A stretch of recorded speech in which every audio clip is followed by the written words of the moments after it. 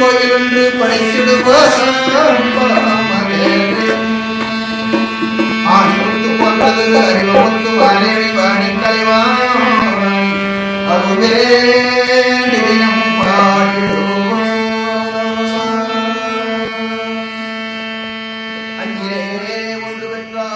குரு பூஜை எதுக்கு செய்கிறோன்னா, குருவுக்கு நம்ம செய்கிற நன்றி கடன், குருக்கு நம்ம செய்கிற அர்ப்பணிப்பு. எந்த மாதிரி அர்ப்பணிப்பு நம்ம செய்கிறோன்னா, நம்மளையே நம்ம அவருக்கு சரணாகதி அடைய செய்யணும். நம்மளை சரணாகதி அடைய செய்கிறோமோ இல்லையோ, குரு பூஜை செய்யும்போது நம்மளுக்கு உயர்ந்த ஒரு தன்மையில் இருக்கிற ஒரு பொருளை நம்ம அவருக்கு சமர்ப்பணம் பண்ணும்போது அவருக்கு சேரும். அது முக்கியமாக அவர் எங்கெங்கெல்லாம் கால் வச்சுருக்காங்களோ, எங்கெல்லாம் அவரோட பாத கமலங்கள் பட்டிருக்கோ, அங்கெல்லாம் அற்புதமான சக்திகள் இருந்திருக்கு. சக்திகள் மட்டும் இல்லை, அவர் உட்கார்ந்த இடத்துல இன்னும் புனிதமான சக்திகளும், அதை இன்னும் நம்ம எடுத்துக்கிற மாதிரி அந்த சக்திகளும் இருக்குது. அவர் சமாதி இருந்த இடம் அது இன்னும் பிரம்மாண்டமாக இருக்கும். அந்த சக்தி நில உணர்வு அற்புதமாக இருக்கும். அதை எல்லோரும் கிரகிச்சிக்கிற மாதிரியும், நம்ம வாழ்க்கைக்கு அதை பயன்படுத்திக்கிற மாதிரியும், குருவோட அருளும் ஆசையும் கிடைக்கிற மாதிரியும் அந்த இடம்லாம் இருக்கிறதுனால, அந்த இடத்துக்கு அந்த ஒரு குருவோட புனிதத்திற்கு நம்ம செய்கிற அர்ப்பணிப்பு தான் குரு பூஜை.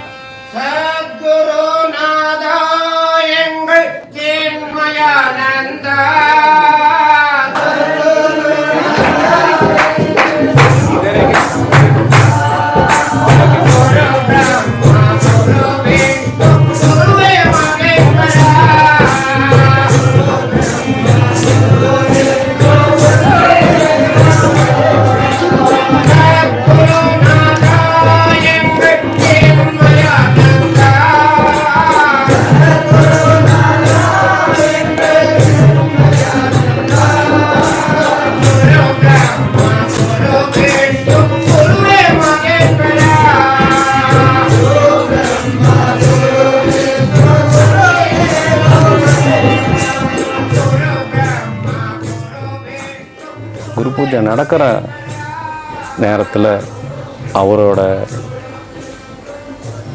வருகையும் இருக்கும், அவரோட ப்ரெசன்ஸ் அங்கே இருக்கும், முழுமையாக இருக்கும். அதில் கலந்துப்பாங்க. எந்த வடிவத்தில் கலந்துப்பாங்கங்கிறது நம்ம உணர்ந்து பார்த்தானா அது தெரியும். நம்ம கூடயே இருப்பாங்க. குரு பூஜைக்கு வந்தான்னா அவர் எல்லா மக்களுக்கும் ஆசீர்வாதம் செய்வாங்க. அது மட்டும் இல்லை, குரு பூஜையில் மகா அன்னதானமும் பண்ணுவோம். அன்னதானம் பண்ணும்போது சமபந்தி போஜனம்னு சொல்லுவோம்.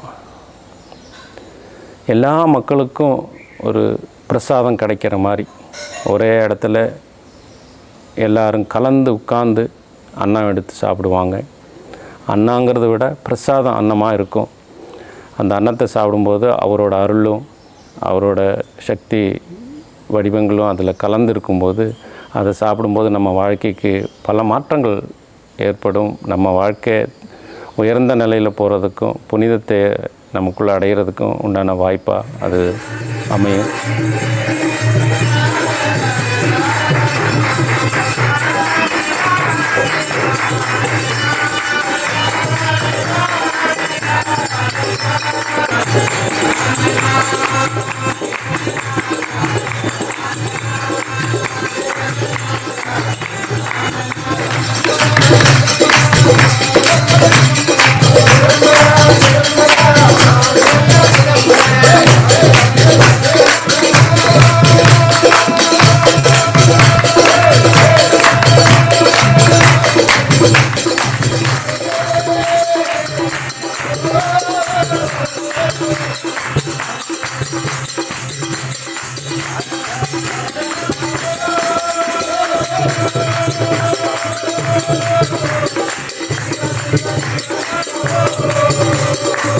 குரு பூஜை முதல் துவக்கத்தில் நம்ம கொடி ஏற்றுவோம்.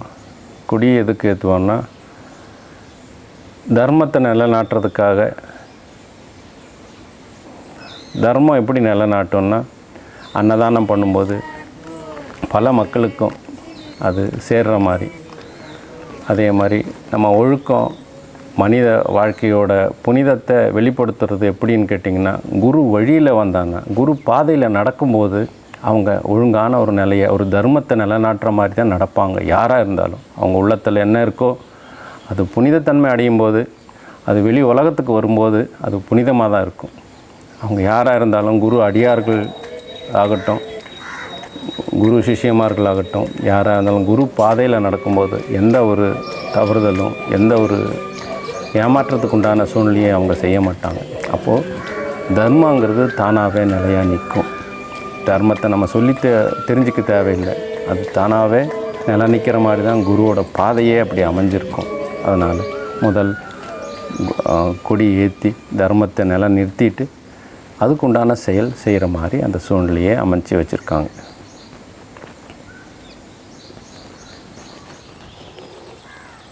சர்க்குருநாத மகாமுனிவர் அவரோட குருக்கு சர்வலோகநாத முனிக்கு குரு பூஜை பண்ணியிருக்காங்க.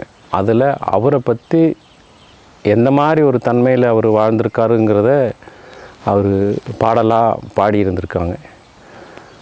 அது அவர் சர்க்குருநாதர் அவரோட குருக்கு குரு பூஜை பண்ணும்போது என்னென்ன பாடல்கள் பண்ணியிருக்காரோ அதை குருவேல் சாமி அவங்க எழுத்து மூலமாக எழுதி வச்சு அந்த குரு பூஜையை தான் நம்ம இப்போ செஞ்சுக்கிட்டு வரோம்.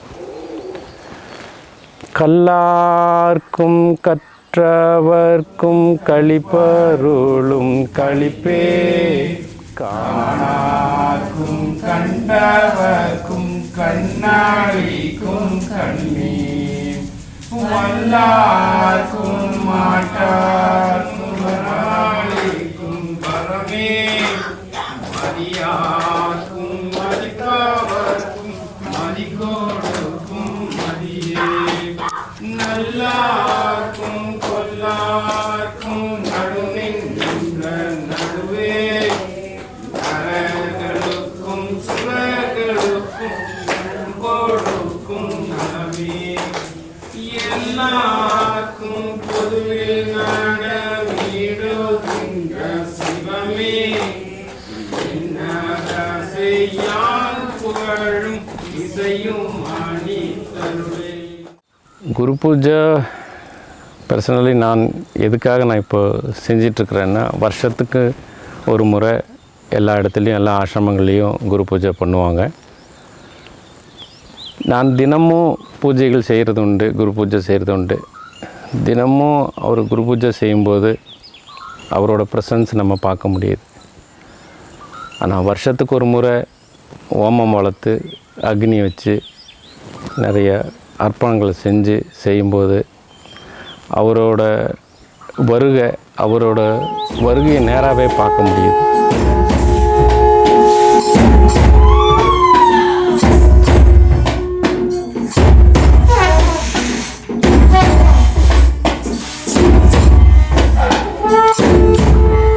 அவரோட சக்தி நிலை ஒரு புனிதமாக இருக்கும். அது மட்டும் இல்லாமல் நம்ம 9 நாட்களில் 9 குருமார்களுக்கு ஒவ்வொரு சர்க்குருவோட குருமார்களுக்கு நம்ம செய்வோம். அது செய்யும்போது ரொம்ப அற்புதமாக இருக்கும். நம்மளுக்கு ஒரு வாய்ப்பாக இருக்கும். அவங்க குருமார்களுக்கு சர்க்குருவோட குருங்களுக்கு நம்ம செய்யும்போது அது நம்ம உள்ளமோ நம்மளோட உடலோ நம்ம மனமோ உருகி போயிடுது. அவங்களோட ஸ்தூல உடலை முழுமையாக நம்ம பார்க்குறதுக்கு உண்டான வாய்ப்பு இருந்தாலும், நம்ம அதை பார்க்க முடியலனாலும், அவங்களோட சக்தி நிலையையும் அவங்களோட ப்ரெசன்ஸையும் முழுமையாக நம்ம உள்வாங்கிக்க முடியும். அந்த நேரத்தில் 9 நாட்களும் 9 விதமான அற்புதமான ஒரு தன்மை நடக்கிறத நம்ம ஆழமாக இருந்து ஒரு இது உள்வாங்கும் நிலையில் நம்ம இருந்தான்னா அவங்கள அங்கே கட்டாயம் பார்க்குறதுக்கு உண்டான வாய்ப்பு அங்கே இருக்குது.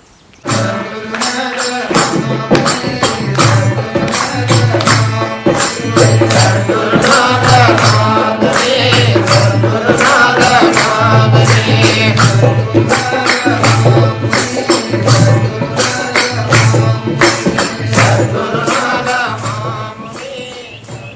சத்குரு நம்ம நினச்சிருக்கலாம் ஒரு இடத்துல இருப்பாங்க, இங்கே எடுத்துருப்பாங்க, அங்கே இருப்பாங்க. இல்லை, எல்லா இடத்துலையும் கலந்துருப்பாங்க. நீர்லேயும் இருப்பாங்க, நெருப்புலேயும் இருப்பாங்க, ஆகாயத்துலேயும் இருப்பாங்க, காற்றுலேயும் இருப்பாங்க.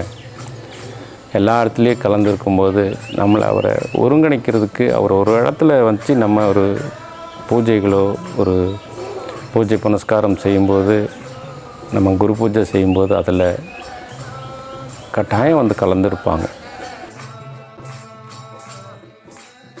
வருடத்துக்கு ஒரு முறை குரு பூஜை நடக்கும். அதில் சர்க்குருநாதரோட அருளும் அவரோட கருணையும் ஆசீர்வாதமும் உலக மக்கள் அனைவருக்கும் கிடைக்கிற மாதிரி இந்த சூழ்நிலை இருக்குது. அந்த குரு பூஜை நடக்கிற நேரத்தில் அன்பு அடியார்கள், அன்பு பக்தர்கள் குருவோட அருளும் ஆசீர்வாதத்தையும் வாங்க அன்போடு அழைக்கிறோம். அனைவரையும் வருக வருக என வரவேற்று குரு பூஜைக்கு கலந்து கொள்ளுமாறு அன்போடு வேண்டி கேட்டுக்கொள்கிறோம். ஜெய் சத்குரு.